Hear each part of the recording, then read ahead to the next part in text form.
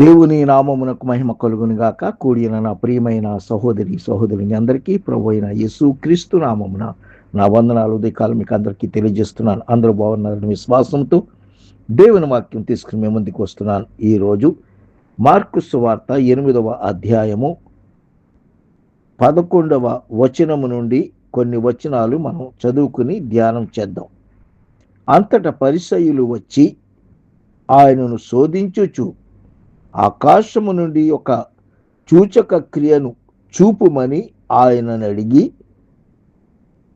ఆయనతో తర్కింపసాగిరి. ప్రభునందు ప్రియమైన వారారా, ఈ వచన భాగమును మనం చదువుకున్నాం కదా. ఎప్పుడు కూడా శాస్త్రులు పరిసయ్యులు యేసు ప్రభు వెంటాడుతూనే వచ్చేవారు. వెంటాడుతూ ఆయన శోధిస్తూ ఆయన్ని అడగరాని ప్రశ్నలు వేస్తూ నిందలు మోపుతూ అవమానం పరుస్తూ వాళ్ళ జీవితమంతా ఈ పరిసయ్యులు ఈ శాస్త్రులు అవమానపరచటమే, నీచపరచటమే మనిషిని. వాళ్ళే గొప్పవాళ్ళు అనుకుంటారు ఎప్పుడు కూడా. అటువంటి పరిస్థితులన్నీ కూడా యేసయ్య ఎదుర్కొన్నాడండి. ఎదుర్కొన్నాడు ఆయన. ఇక్కడ మనం చదువుకున్న పేరాలో మనం చూస్తే ఇక్కడ అంటున్నాడు కదా, అంతటా పరిసయ్యులు వచ్చి ఆయనను శోధించుచు ఆకాశము నుండి ఒక సూచక క్రియను చూపుమని ఆయనను అడిగి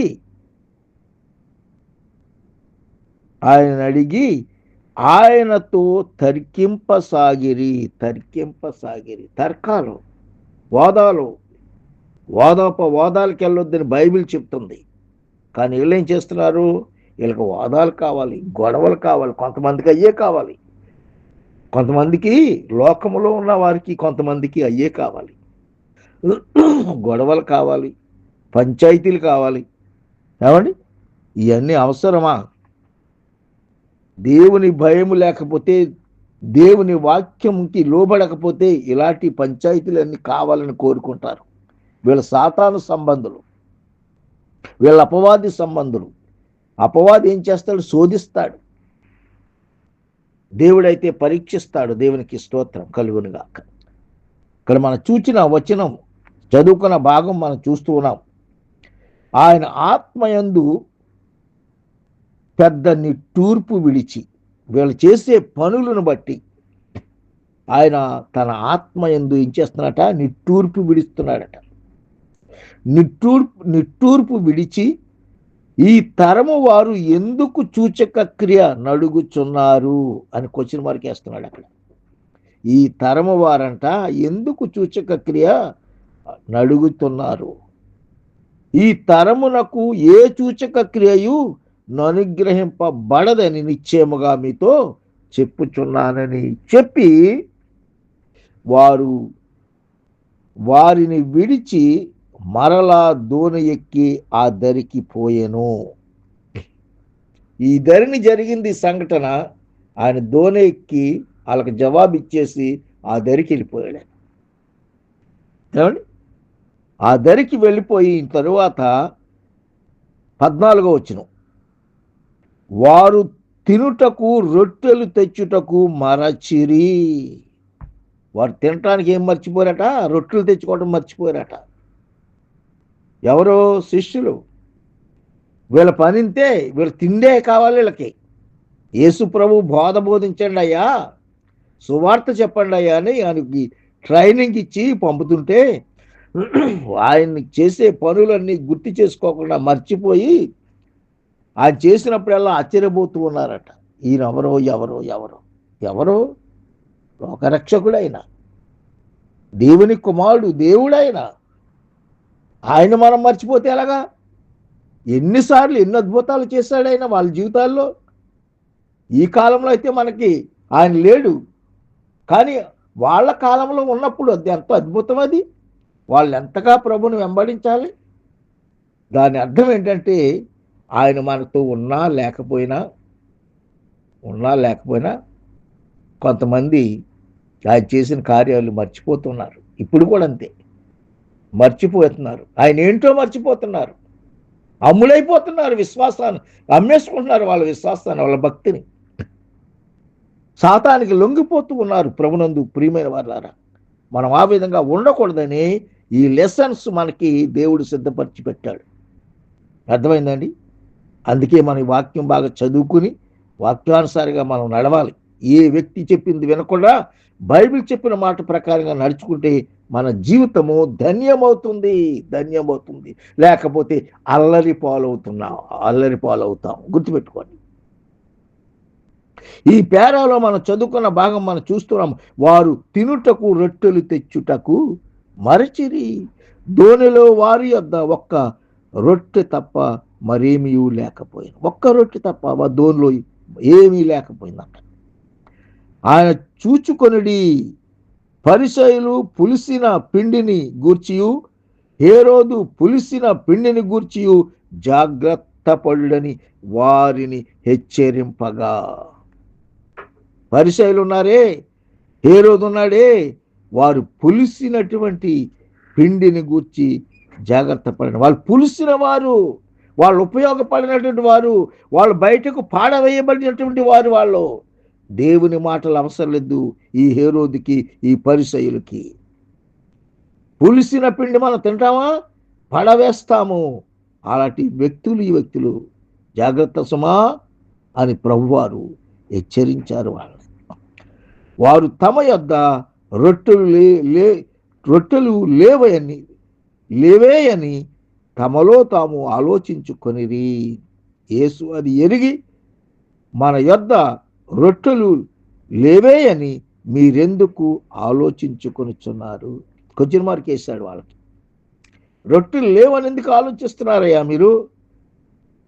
ఉన్నాను కదా నేనే మీకు ఒక రొట్టెని, నేనే మీకు ఆహారాన్ని, నేనే మీకు జీవాహారాన్ని అని యేసయ్య చెప్పినట్లుగా.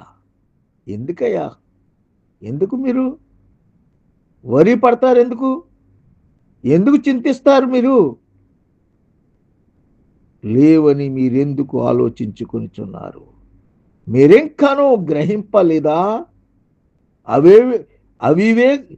వివేచింపలేదా? గ్రహింపలేదా? వివేచింపలేరా? లేదా? మీరు కఠిన హృదయము గలవారై ఉన్నారా?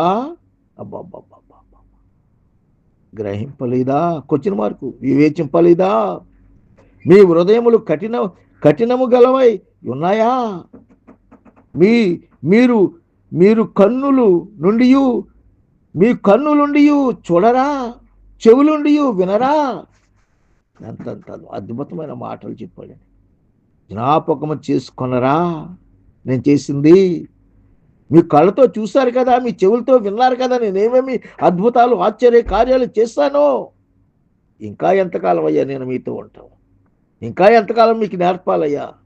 ఇంకా ఎంతకాలం మీరు ఇదే అవివేకులుగా ఉంటారు, అంధులుగా ఉంటారు, కఠినులుగా ఉంటారు, కన్నులు లేని వారిగా ఉంటారు, చెవులు లేని వారిగా ఉంటారయ్యా? నేను ఆ 5,000 మందికి 5 రొట్టెలు విరిచి పంచిపెట్టినప్పుడు మీరు మొక్కలు ఎన్ని గంపల నిండా ఎత్తిరని వారిని అడిగను. వారు 12 అని ఆయనతో చెప్పిరి. ఆ 4,000 మందికి 7 రొట్టెలు నేను విరిచి పంచిపెట్టినప్పుడు మొక్కలు ఎన్ని గంపల నిండా ఎత్తిరని ఆయన అడుగగా వారు 7 అనిరి. అందుకు ఆయన, మీరింకనూ గ్రహింపకున్నారా అని అడిగాను. దేవుడి మాటలు మన వెనుకట్లో దీవించును గాక. ప్రార్థన చేసుకుందాం. ప్రేమ కలిగిన తండ్రి, కృప కలిగిన యేసయ్యకు వందనాలు, స్తోత్రాలు చెల్లిస్తున్నాం తండ్రి. రాత్రంతా కాపాడి భద్రపరిచి ఉదయకాలం ఇచ్చారు. ఈ రోజున మధ్య నీ స్తోత్రాలు. డ్యూటీకి వెళ్తున్న బిడ్డలందరికీ డ్రైవింగ్లో, పనుల్లో, రాకపోకల్లో కాపాడి భద్రపరిచి ఇజ్రాయెల్ దేశం, వెర్షిలిం, అమెరికా, కెనడా దేశాలు, గల్ఫ్ దేశాలు, హిందూ దేశం అంతా రక్షణ మారు మనసు దయచేయండి. కృప చెప్పండి.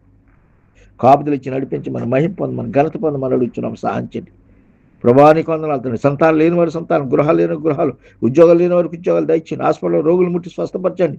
జైల్లో ఉన్న వారిని విడిపించండి. ప్రయాణం వెళ్తున్న వారు, వస్తున్న వారు, రాకపోవాలి కాపాడి భద్రపరిచి మనం అడుగుతున్నాం. సహాయం చేసి నడిపించి కాపాడి మీరే మహిమ పొందండి, ఘనత పొందండి. నాతో ఉన్న సహోదరులు, వారి కుటుంబాలు మీరు కాపాడి భద్రపరచండి. వాక్యాలు వింటున్న వారి వాక్యాలు షేర్ చేస్తున్నారు, ప్రతి ఒక్కరిని కాపాడి భద్రపరచండి. కృప చూపండి నాయనా, నీ స్తోత్రం. ఈ పరిచయం నాకు సహకరిస్తున్న ప్రతి ఒక్కరిని బిడ్డని దీవించి ఆశ్రయించి సేవకుని దీవించి మనం ఇచ్చున్నాం. సహాయం చేసి మహిమ పొంది ఘనత పొందమని, మమ్మల్ని కరుణగల స్థలాలకు అప్పగిస్తూ ఈ దినచర్యలు తోడైనమని, మహిమ పొందమని, టీషప్ సంఘానికి క్షేమాభివృద్ధి కలిగజేయండి.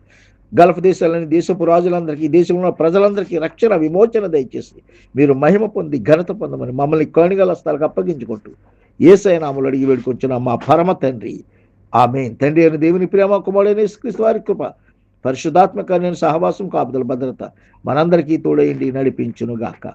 ఆమేన్. ఇట్లు మీ ప్రియ సహోదరుడు పాస్టర్ సుదర్శన్ రావు గెడ్డం, దోహా, ఖతార్. దేవుని చిత్తమైన తిరిగి కలుసుకుందాం. అంతవరకు సెలవు. May God bless you brothers and sister. Amen, amen. Shalom.